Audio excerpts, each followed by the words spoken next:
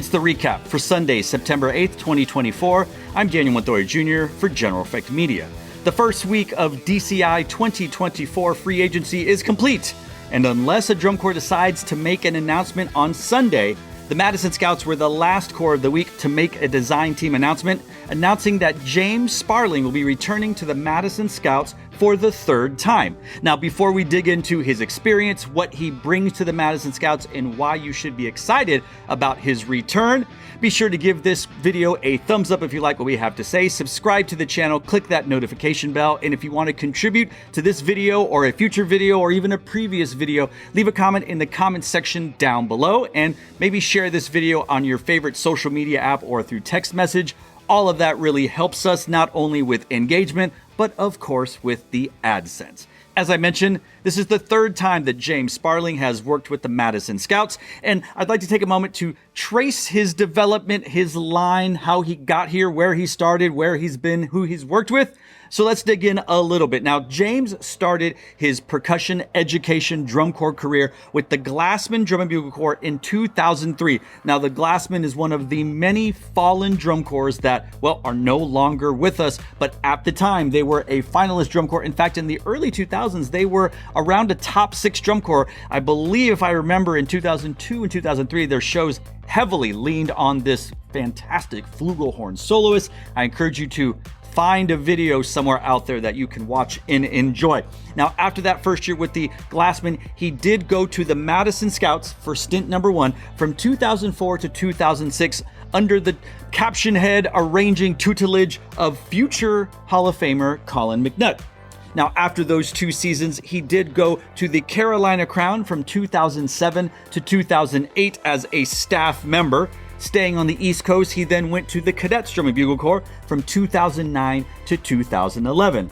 Then we get to the second stint that James Sparling spent with the Madison Scouts from 2012 to 2014 under the direction, I assume, under the arranging of Lee Bettis, who was there. Now, I cannot find caption scores for 2012 on the DCI website, but in 2013, the Percussion placed 6th in content, 5th in achievement, and 6th overall in finals. The drum corps finished in 9th, so they were outperforming their final finish. In 2014, the year after, it dropped a little with 11th in content, 11th in achievement, and 11th overall in finals. The corps also finished in 11th, so they were about, well, where they were. In 2014, he took over percussion director and arranging duties from 2014 to 2018. Now, in 2015, percussion scored a 10th in content, a 10th in achievement, 10th overall. The drum corps finished in 8th in finals, so the percussion not quite as high at that point. In 2016, percussion dropped to 13 in content, 14 in achievement, 14 overall. This was in semifinals as the drum corps finished in 13th place overall. In 2017, we saw 12th across the board, 12 for content, 12 for achievement, 12th overall, and the overall finish of the drum corps in finals was 12th as well. And then in 2018, we saw 17th in content, 16th in achievement, 16th overall for the percussion section, and the corps finishing 16th place in semifinals on Friday. After this stint with the Madison Scouts, James stayed in the Midwest and went to the Phantom Regiment in 2019 as an ensemble specialist, and then from 2020 to 2022, he served as the battery coordinator. Now, before we get to what James is inheriting with this current Madison Scouts percussion section, I once again caught you looking at this shirt. And guess what? This shirt and many other types of General Effect Media related shirts are available at our store down below. You can find this particular shirt or different colorways, different versions of this ink. Maybe you like other fun shirts or clothing items from the old General Effect, the brand. You can find those at our store, so be sure to visit that store and click on a shirt. Right now it's just t-shirts, but as the weather gets a little bit cooler, we will definitely move into long sleeves, sweaters, hoodies, etc. But if you're more about just giving money away, donating, consider making a donation to our coffee page, ko-fi. There you can just give us as little money as you want to as much money as you want, and it goes to all of our content creators after administrative fees, along with the store. We give all the donations to our content creators. So if you're feeling charitable, go ahead and give, or if you'd rather buy something, we'll take that as well. In 2022, because 2020 didn't happen, in 21 there were no scores. In 2022, we can look at the percussion placements just like we did at James's tenure earlier. In 22, in semifinals, because the Madison Scouts placed 15th in semis, they were 15th in content, 17th in achievement, overall 15th place in percussion. We moved to 2023, they were 17th in content, 15th in achievement, overall 16th for the percussion section, the core finishing in 16th as well. This past summer, the Madison Scouts returned to finals, and if we go into the 3 rounds in prelims, the percussion was 14th in content, 12th in achievement, 13th overall, the Scouts placing 12th. We get to semifinals, 14th again in content, 13th in achievement, we dropped a little bit, 13th overall, this is semifinals, the drum corps finishing in 12th place. And then in finals, it was 12th place across the board, 12th place for content, 12th place for achievement, 12th place overall, and then 12th place overall for the drum corps. Now, you can go and look at the spreads, and correct me if I'm wrong, but I believe the percussion section scored a 17.00, and the 11th place percussion section, the Blue Stars, were, I believe, 17.7. And if you remember my discussion about the power of 10th, we're talking about 7/10ths. That is considered significant. And as I mentioned, that if you were to look at where the Cavaliers and the Madison Scouts were going toe-to-toe and how the Madison Scouts could potentially beat the Cavaliers overall, well, the Cavaliers scored well over a point, I believe at least a point and a half. Close, but maybe at least well over a point percussion-wise, which was really the big difference, which kept the Madison Scouts from leaping the Cavaliers into 11th place on finals night. So James comes in inheriting a fresh, new finalist percussion section in a finalist core who is definitely on the come up. Lots of momentum in Madison, Wisconsin. So this is going to be a really good thing. Now, if you look at the trajectory of the percussion section, you do see improvement as it goes on. And you can look to content to say that that's primarily the arranger's duties, and then achievement is the teaching duties, but those go hand in hand. Yes, you need to have the content to succeed, but if you don't perform the content well, the boxes, sometimes not everyone stays true to sub-caption dynamics. Sometimes they let achievement influence content, and a lot of times they let content influence achievement, which is why you have all these brass sections doing obligatory, sometimes unnecessary tongue gymnastics, ruining melodic lines, ruining momentum, ruining development, just so they can put in a double tonguing feature or whatever. That too happens in percussion land. Sometimes you put a very extra too long snare drum solo or something like that because you really want to beef up the content. Trust me, as a percussionist, I get it. And trust me, as a music arranger, I also get it because I get it from percussion people going like, we got to win drum contests. There's no drum contests in DCI, but you are getting scored by a drum judge. So I understand you want to win drums and all of that thing. But regardless, the infrastructure's there. The momentum is building. Now is a really good time to come into the Madison Scouts. So I believe that, well, this is going to be a really good thing for James, and it's going to be an even better thing for the Madison Scouts because of what James is bringing to the Madison Scouts.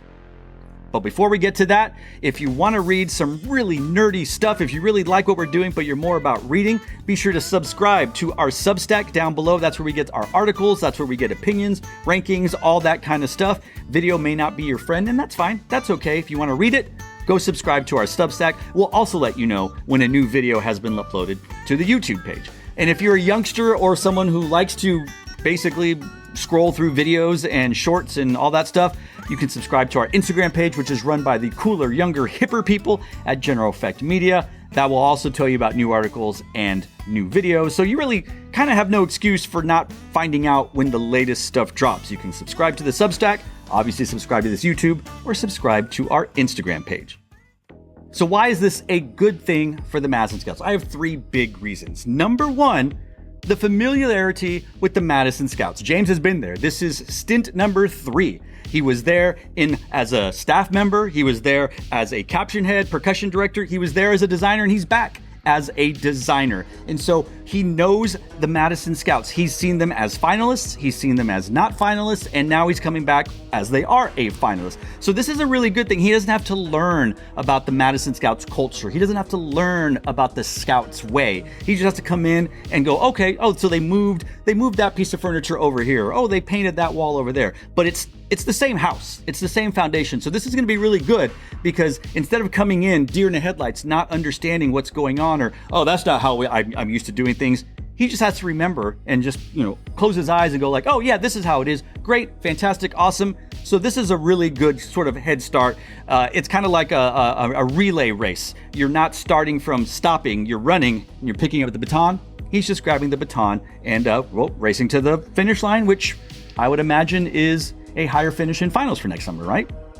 The second reason is James brings experience working with two future or current Hall of Famers. That's right.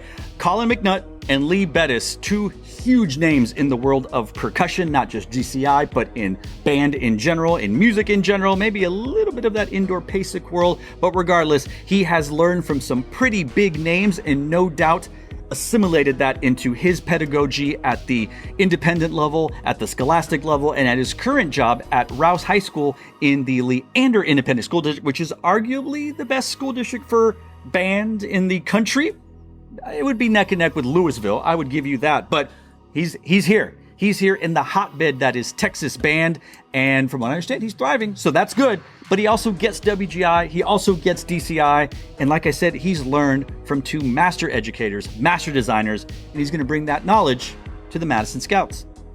And then the third thing that he brings to the Madison Scouts, and why you should be excited, he brings the experience of finalist drum corps. Now, I am not saying that you have to have marched drum corps or taught at finalist world-class drum corps in order to succeed at world-class drum corps. There are many people who have come from open class and succeeded at world-class. There are many people who just came from band arranging and gone straight to world-class arranging.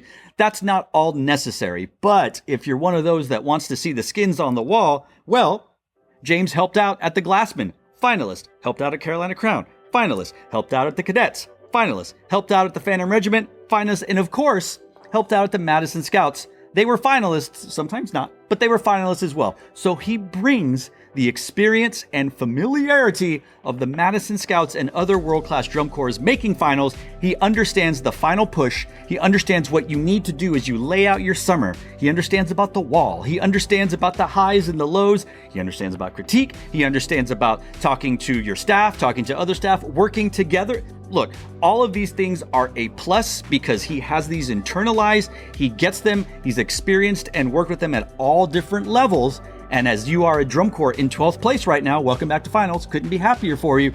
That's probably not what you want to finish with, right? I see the hashtag, the job's not done. I imagine that means let's move up. Why not us? Why can't we finish? Let's play later in the day. Let's play later in the night. Why don't we challenge for a trophy of some sort? So obviously that is on the minds of the Madison Scouts, both the members, the staff, design team, and fans. And he brings a lot to the Madison Scouts, and you all should be very excited about what this means from the Scouts of Madison, Wisconsin. And that does it for this episode of The Recap. As always, stay tuned to General Effect Media for all headlines, news, and updates about all of your favorite marching arts organizations, marching band, drum corps, indoor winter color garden percussion, we promise. And we are literally having marching band competitions today. And while they're not big time contests like a BOA or a US Bands or a TOB or anything like that, I promise you that we're keeping track. We're getting data, we're watching videos, released and unreleased, or leaks, if you will. And I promise you, we will start creating more content about marching band. The recap will not go away. The recap is pushing through, and we're going to talk about band.